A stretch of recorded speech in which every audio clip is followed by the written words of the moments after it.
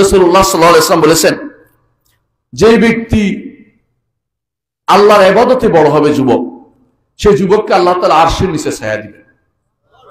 কিয়ামতের মাঠে কোনো ছায়া থাকবে না। সেদিন যাদেরকে আল্লাহ আশ্রয়ের নিচে ছায়া দিবেন, তাদের মধ্যে ওই যুবক, যে যুবক আল্লাহর ইবাদতে বড় হয়েছে। আল্লাহর ইবাদতে বড় হলে মসজিদে আসতে হবে কিনা? মসজিদে আসতে হবে না? মসজিদে আসতে হবে। মসজিদে এসে নিয়মিত আসা যাওয়া করেন, শয়তান আপনার থেকে পালাবে। নিয়মিত মসজিদে আসবেন, ওয়াদা করে মসজিদে আসবো, যত কিছুই করেন মসজিদে আসবো। আপনি বিশ্বাস করেন, মসজিদে আসলে আপনার জন্য কল্যাণ রয়েছে। মসজিদে আসলে আপনি অবশ্যই ভালো কিছু পাবেন।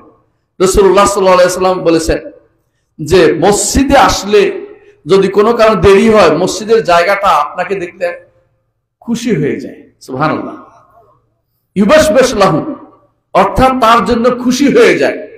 অর্থাৎ এত গুরুত্বপূর্ণ এটা। এই জমিন আপনার জন্য সাক্ষ্য দিবে সেদিন। এই জমিন আপনার জন্য সাক্ষ্য দিবে যে আমাকে এই যুবক বয়সে আমাকে সেজদা করেছিল, যুবক বয়সে আমাকে সেজদা দিয়েছিল আপনার জন্য আল্লাহ, আপনি তাকে জাহান্নাম থেকে মুক্তি দেন। জমিন আপনার জন্য সাক্ষ্য দিবে সেদিন। তো মসজিদে আসার উপকার আপনার বেশি। রাসূলুল্লাহ সাল্লাল্লাহু আলাইহি ওয়াসাল্লাম আরো বলেছেন, 5টি জিনিসকে 5টি জিনিসের আগে স্থান দাও। এর মধ্যে একটি বলেছেন, যৌবনকে বৃদ্ধের আগে স্থান দাও। ঠিক কিনা বলেন? যৌবন বয়সে যে ইবাদত করতে পারবেন, বৃদ্ধ বয়সে ইবাদত করতে পারবেন না। বৃদ্ধ বয়সে আপনি ওযু করতে গেলে কাশি আসবে, কাশি দিলে ওযু চলে যায়। যৌবন বয়সে আপনি একটা ওযু দিয়ে যোহর, আসর, মাগরিব, এশা পর্যন্ত পড়তে পারে অনেকে। কারণ যুবকদের ওযু, তাদের শরীর সুঠাম থাকে, কাজ করতে পারে। আল্লাহর কাছে এই যুবকদের ইবাদত বেশি প্রিয়। যুবক বয়সের ইবাদত আল্লাহর কাছে বেশি প্রিয়। এই জন্য হাসরের দিন অতিরিক্ত একটা প্রশ্ন করা হবে, আন উমরিহি ফিমা আফনা, জীবন কিসে ব্যয় করেছে, একটা প্রশ্ন তো অবশ্যই করবেন। আর একটা প্রশ্ন করবেন, আন শাবাবিহি ফিমা আবলা, যৌবন বয়স তুমি কিসে ব্যয় করেছো। যৌবনটা আলাদা একটা প্রশ্ন হবে রে ভাই। সুতরাং যৌবনের প্রশ্নের উত্তরটা রেডি রাখেন। যৌবনের প্রশ্নের উত্তরটা রেডি রাখেন। তাহলে আমাদের কি করতে হবে আমি সংক্ষেপে বলছি। 1 নম্বর হচ্ছে, আমরা একমাত্র আল্লাহর ইবাদত করব। কার ইবাদত করব? আল্লাহ। আল্লাহ তাআলা বলেছেন, ওয়া মা খালাকতুল জিন্না ওয়াল ইনসা ইল্লা লিয়াবুদুন, আমি জিন এবং মানুষকে একমাত্র আমার ইবাদতে সৃষ্টি করেছি। রিজিক চাই না। এই ইবাদত কঠিন নয়।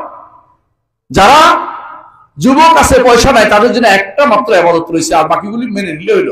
বছরে একবার শুধু রোজা আসে। রোজাতে তার উপকার, তার যে সমস্ত পার্থিব চাহিদা আছে এগুলি কমিয়ে দিবে, অন্তত তাকে বাঁচিয়ে রাখবে, ভালো অবস্থা রাখবে। আর যদি প্রতিদিন সালাতের মধ্যে থাকে, ইন্না সালাতা তানহা আনিল ফাহশাই ওয়াল মুনকার, অশ্লীলতা থেকে সে বেঁচে যাবে এবং খারাপ কাজ থেকে বেঁচে যাবে। যে সময়টা সালাতের মধ্যে থাকবে, অন্তত এই সময়টা হারাম ছবি দেখা থেকে বাঁচছে। ঠিক কিনা বলেন?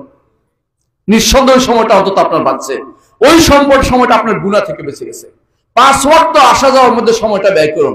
যেই সময়টা আল্লাহর জন্য ব্যয় করবেন, এটা আখিরাতে উঠবে। আর যেই সময়টা আপনি শয়তানের পথে ব্যয় করবেন, আখিরাতে সেটা আপনার বিরুদ্ধে যাবে। সেই জন্য আল্লাহর ইবাদতে 1 নম্বর কাজ হচ্ছে আল্লাহর ইবাদতে নিজেকে ব্যয় করুন।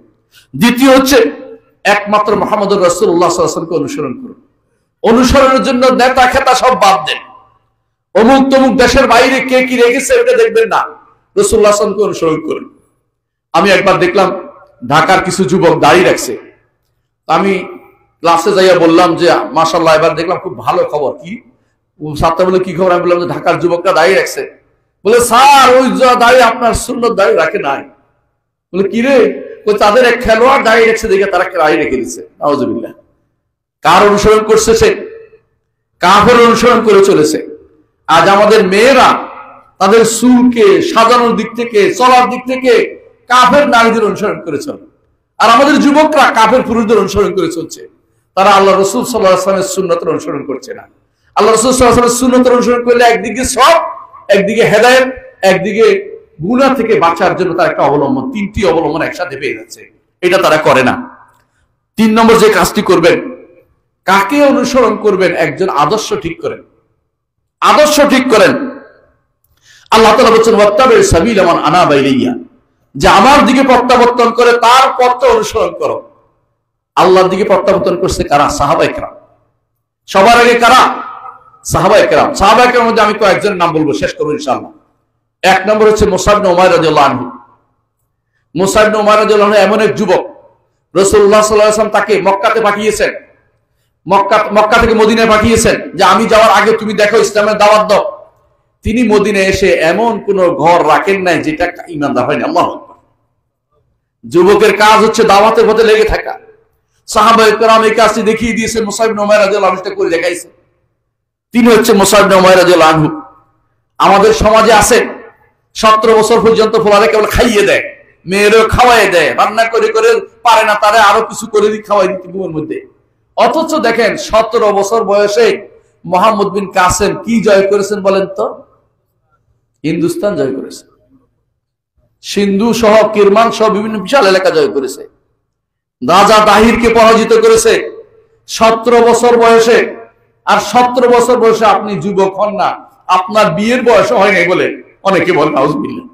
মানে 17 বছর বয়সে নেতৃত্ব দিছে বিশাল, যেই নেতৃত্বের কারণে ভারতবর্ষ আজ ইসলামের আলো দেখতে পেয়েছে। সেই নেতৃত্বের কারণে আপনার মতো যুবক কিন্তু অনেক কিছু করতে পারে, কিন্তু আপনি নিজেকে কোনোদিন ছোট মনে করবেন না। আপনি মনে করবেন আমার কোদওয়া হচ্ছে সেই ব্যক্তিরা যারা চলে গেছে। সাহাবায়ে কেরামের মধ্যে দুইজন 15 বছর দুইজন কি করতেছে? প্রতিযোগিতা করতেছে। কি জন্য? যুদ্ধে যাবে। একজন 15 বছর হওয়ার কারণে রাসূল অনুমতি দিলেন যে যাও তুমি যেতে পারবে। আরেকজন বললেন ইয়া রাসূলুল্লাহ আমি কিন্তু তাকে কুস্তিতে হারাই দিতে পারি, আমার বয়স কম হলে কি হয়েছে? যুদ্ধে যাবে এই জন্য, পালিয়ে বেড়াবে এই জন্য না, যুদ্ধে যাবে এই জন্য। রাসূলুল্লাহ সাল্লাল্লাহু আলাইহি ওয়াসাল্লাম কুস্তি করো দেখি। কুস্তিতে সে হারিয়ে দিল। রাসূল ঠিক আছে, দুইজনকে অনুমতি দেওয়া হলো। আল্লাহু আকবার। 15 বছরের মধ্যে 14 বছর 15 বছরের লোকেরা সেদিন জিহাদে যাওয়ার জন্য প্রস্তুত। আর 14-15 বছর আপনাদের কি শিশু? ওটা কিসের শিশু? ওটা বিয়ে করা দিলে নাতি করে লইব কদিন পর, ছেলে হইব, ছেলের ঘরে নাতি হয়ে যাবে 21 বছর বয়সে। এটা শিশু রয়ে গেছে। আপনারা জানেন সাহাবায়ে কেরামের মধ্যে একজন, তিনি 21 বছর বয়সে তিনি কি হয়েছিলেন? নাতি করে নিয়েছিলেন। জানেন তো এটা? আমর ইবনে আস রাদিয়াল্লাহু আনহু 10 বছর সময় বিয়ে করেছেন, তার ছেলের 10 বছরে বিয়ে গেছে, 21 বছর সময় সন্তান হয়ে গেছে, বা নাতি করে নিয়ে গেছে। আর আপনারা 18 বছর পর্যন্ত 17 বছর পর্যন্ত শিশু, তাতে শিশু শোধনাগারে পাঠাচ্ছেন কেন? আপনার বাবা কি করেছে ছোটকালে তাকে ঠিক করতে পারেনি? আপনি কি করেছেন আপনি দেখেন না? সে আপনার সন্তান নষ্ট হয়ে যাচ্ছে। শিশু শোধনাগারে সেখানে কি দেয় জানেন? মাদক দিয়ে আরো খারাপ করে দিলেন। ওখানে যত হারাম দিয়ে সেখানে আরো নষ্ট করে দিতে।